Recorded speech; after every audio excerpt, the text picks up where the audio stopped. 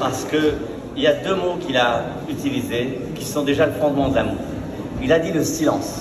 Le silence, c'est la contemplation. Et justement, le problème des temps modernes, c'est qu'on a perdu ce sens de la contemplation. Ce fait de s'arrêter et d'apprécier la beauté d'une œuvre ou d'apprécier tout simplement la beauté de l'être avec lesquels nous vivons. Bien sûr, évidemment, pensez bien que je ne parle pas des traits physiques, mais je parle de la beauté de l'âme. Savourez votre partenaire, dégustez votre partenaire, mais dégustez votre propre vie. Je vais essayer tout d'abord d'établir quels sont les points communs entre les trois énergies, l'amour, l'art et la mode. Les trois énergies sont des arts. Des arts, c'est-à-dire quelque chose qui s'apprend. Vous savez que le plus difficile pour un peintre, c'est pas de peindre, c'est de devenir peintre. Parce que toute la difficulté, c'est le process de maturation pour devenir peintre. Et une fois qu'il est devenu peintre, pour lui, c'est aisé de peindre. La même chose. Aimer, ça s'apprend. C'est un art. Mais encore faut-il être capable d'oser se renouveler, d'oser faire des ruptures avec soi-même, d'oser être capable de dire peut-être que ma manière d'aimer n'est pas la bonne. Je vois que les effets sont toxiques. Je vois que les effets sont destructeurs en tant que parent ou en tant que partenaire. Alors peut-être que ça vaut le coup de faire une sorte d'arrêt sur image et de repenser sa manière d'aimer. C'est extrêmement important de temps en temps de faire une sorte de stop dans sa vie et de repenser sa vie. Mais même chose, dans ces trois énergies, il y a le plaisir. Le plaisir, ce n'est pas le sens de la vie. Mais c'est ce qui m'aide à supporter la bêtise humaine, la morosité, l'austérité. Et dans les trois, il y a donner et recevoir. Dans l'amour, il y a aimer et être aimé. Je vais vous raconter une anecdote, je suis vraiment désolé, j'oublie de... Certains d'entre vous ont vu le film Star Wars. Je suis désolé de ces références un petit peu vraiment très bas, mais justement, c'est ma manière de démontrer que quand on veut apprendre, on peut apprendre en tout.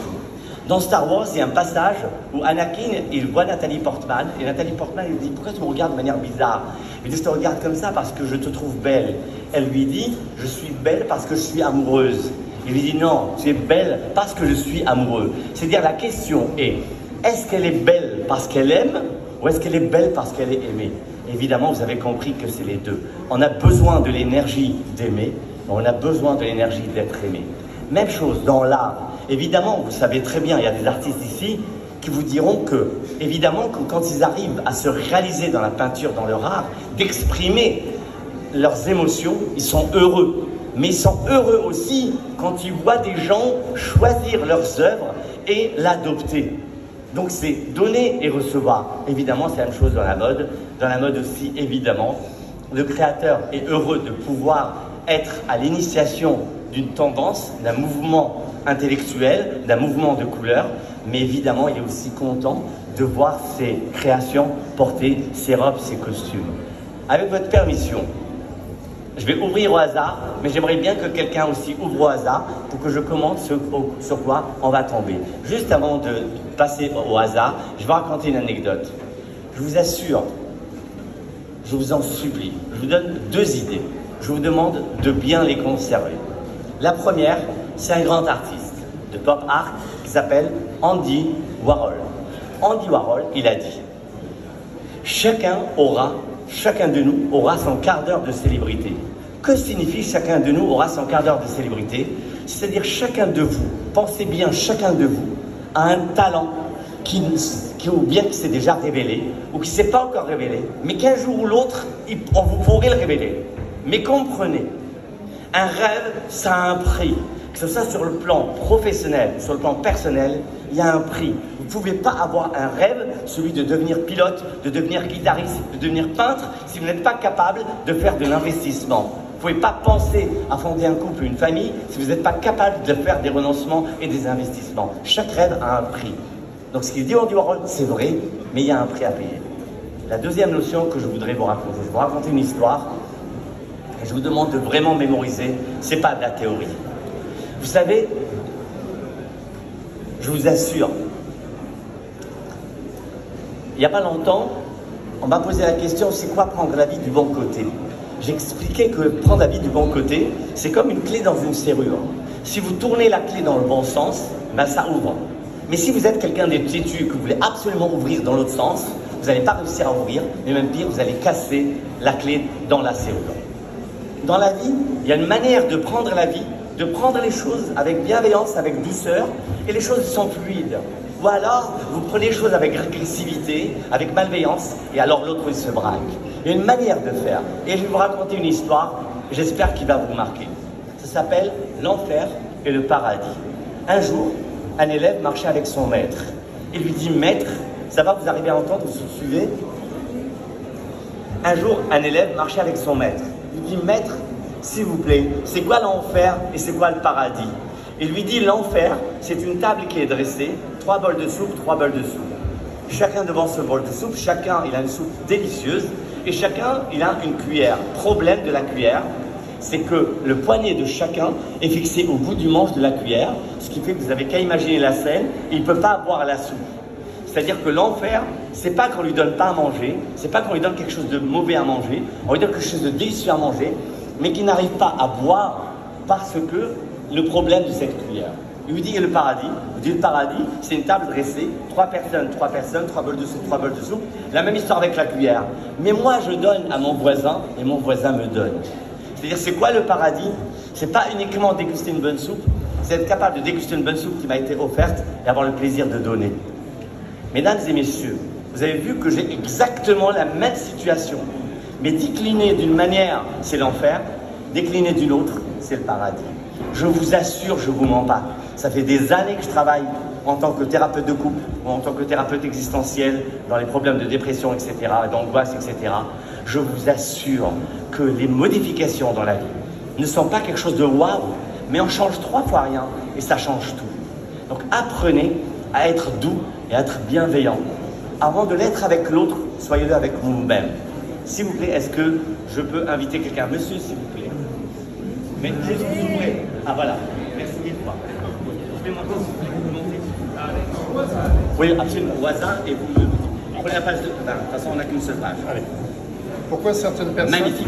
Il est tombé, vous appelez, vous permettez? Alexandre? Alexandre est tombé donc, dans le livre Savoir s'aimer. Savoir s'aimer, vous avez compris que c'est savoir s'aimer pour savoir aimer. Tant qu'on ne s'aime pas, on ne peut pas aimer sainement. Il est tombé sur la légitimité de l'existence ou le poids du regard de l'autre. S'il y a une chose de fondamentale dans la vie, développez votre propre regard.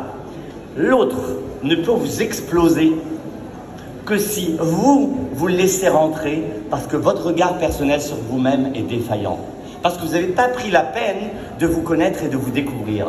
Mais si vous savez ce que vous êtes et ce que vous n'êtes pas, l'autre ne peut rien faire. Mon prof de français que je cite souvent, il disait toujours, la défaite, elle vient de l'intérieur. L'autre n'a accès à vous que si vous ouvrez une brèche et s'il y a une brèche en vous. Donc au lieu de perdre votre temps à travailler comment se protéger des autres, pensez à vous consolider vous. Si vous êtes solide, l'autre ne pourra rien contre vous. Mademoiselle, s'il vous plaît, est-ce que vous pouvez monter? Non? Okay. Ah, pardon. Mademoiselle, s'il vous plaît. Ah ben, elle là, donc si vous pouvez ouvrir le vôtre, ouvrez le vôtre. Au hasard. Ah, magnifique. Ben, je suis désolé. Voilà, on a une future mariée qui est là avec nous. Elle s'appelle Marie et Paul. Ça aurait pu être Maria. Maria? Maria, Maria. Et s'il y a aussi une... alors, un aparté qui n'a rien à voir. Mais hier, j'ai fait un petit cours, vous permettez, qui n'a rien à voir, mais c'est intéressant de connaître. Je leur ai dit, je vais vous donner un exemple. Il y a un mec qui chante « Ne me quitte pas, ne me quitte pas, ne me quitte pas ». Il n'y a qu'une chose qu'elle a envie, la nana, de se tailler. Et il y a un autre qui dit « Ne me quitte pas, tout peut s'oublier, il peut s'oublier, il s'enfuit déjà ». T'as pas envie de le quitter. Mesdames et messieurs, chantez et dansez. Maria, qui va bientôt se marier avec Paul, et la belle-mère, elle est présente. C'est elle qui a acheté le bouquin sur le couple, genre pour le gendre, genre t'as intérêt à réviser. En tout cas, Maria, elle est tombée sur un mauvais passage, qui est celui Évitez les intermédiaires. Il n'y a rien de pire dans le couple que les intermédiaires. Les nanas qui postent sur Instagram, oui, mon mec il m'a fait ça. Les filles, qu'est-ce que vous en pensez? Alors la plupart disent, mais base-le, dégage-le, explose-le. Mais t'as rien à foutre ou quoi? Détruire, c'est toujours plus facile que construire.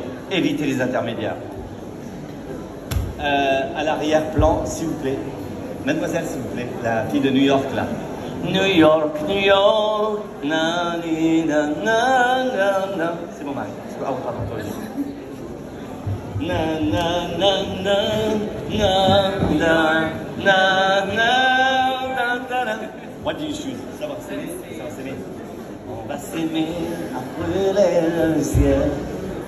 Allez, waouh, genre de nouveau. Waouh. Waouh. Elle est tombée sur le partage et la famille. Quel est ton prénom? Shama. Shama, Shama. Alors Shama est tombée sur le partage et la famille. Alors vous allez me prendre pour un old school, mais je vous assure, la seule valeur éternelle, c'est la famille. Pensez à préserver votre famille. Maintenant, le partage et la famille, c'est fait dire que savoir partager est un art d'aimer qui est extrêmement difficile. Parce que là, c'est le livre Aimer. Mais comment aimer de manière juste? Par exemple, vous avez 5 enfants. Sur les 5 enfants, il y a un enfant difficile. Est-ce pour autant que ça veut dire que je dois m'attarder et dépenser toute mon énergie sur l'enfant difficile au détriment des autres enfants? Est-ce que c'est ça? C'est un art de savoir partager, mais de manière juste. On a encore un petit peu de temps. Est-ce qu'on peut avoir l'artiste là-bas, s'il vous plaît? Vous, en orange là. Yes, oui. Toi. Viens ici, toi. Et après, ça sera Alice. Alice au Pays des Merveilles, parce que j'adore Alice au Pays des Merveilles. Juste au passage, dans Alice au Pays des Merveilles, j'adore le citer. Est-ce que vous permettez que je vous raconte une histoire? C'est bon? Je vous raconte une histoire, vous êtes encore concentrés, ça va? J'avais une patiente, elle m'avait raconté l'histoire suivante. Elle me dit, je suis dans une salle de bal, je suis devant l'amour de ma vie apparemment, mais un problème, c'est que sur la piste, il n'y a pas de place. Je dis, mais vous savez que ça n'existe pas au monde, une courtoisie, que dans une salle de danse, les gens ils s'écartent pour laisser la place à l'autre. C'est à vous de rentrer et ensuite la place elle se fait. Qu'est-ce que ça révèle? Ça révèle, il y a des gens qui s'auto-sabotent. Ça s'appelle de l'auto-sabotage. Ils arrivent toujours à trouver un problème à leur histoire. S'il te plaît, tu choisis de faire un tirage au sort avec elle. Ça va, c'est bien? Ah, magnifique. Oui, je t'appelle Laetitia. Laetitia a choisi le livre Savoir s'aimer au hasard et elle est tombée sur une question qui est extrêmement délicate. Est-ce que c'est plus facile, parce qu'il y a un chapitre sur le pardon, il y a un chapitre sur le pardon qui fait 68 pages. Et la question est, est-ce que c'est plus facile de pardonner à un proche? Parce que d'un côté, je l'aime, donc j'ai envie de lui pardonner, mais de l'autre, de même que je suis encore plus blessé parce que c'est un proche qui m'a blessé, donc c'est encore plus difficile pour moi de pardonner. Donc la question se pose, est-ce que c'est plus facile de pardonner à un proche? Je dis tout simplement, pourquoi la question, je pose la question? En fait, c'est à nous, en tant que proche de quelqu'un, de faire attention, de ne pas froisser quelqu'un, afin que la personne ne soit pas confrontée à cette problématique extrêmement épineuse, de savoir comment pardonner à quelqu'un qu'on aime, parce que c'est extrêmement difficile. Est-ce que tu permets une dernière question, c'est bon? Une dernière question, Alice. Oh Alice, si tu savais tout le bien que tu nous fais d'être là,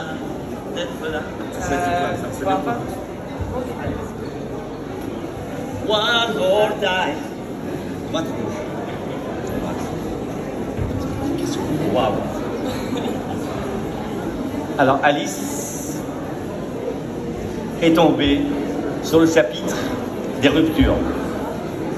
La question qui se pose, comment ça se fait qu'il y a des personnes qui vivent particulièrement mal une rupture? Je vais essayer de vous expliquer pourquoi. Vous savez, si vous prenez de l'alcool et que vous versez l'alcool sur une peau qui est saine, ça fera rien du tout, une impression de froid, c'est tout. Mais si vous versez de l'alcool sur une peau qui est écorchée, le mec il monte au ciel. Ça veut dire qu'en fait, c'est pas l'événement en lui-même qui fait mal, C'est le terrain sur lequel il tombe. Et là, sur quoi est tombée Alice, la rupture renvoie à sa propre angoisse personnelle.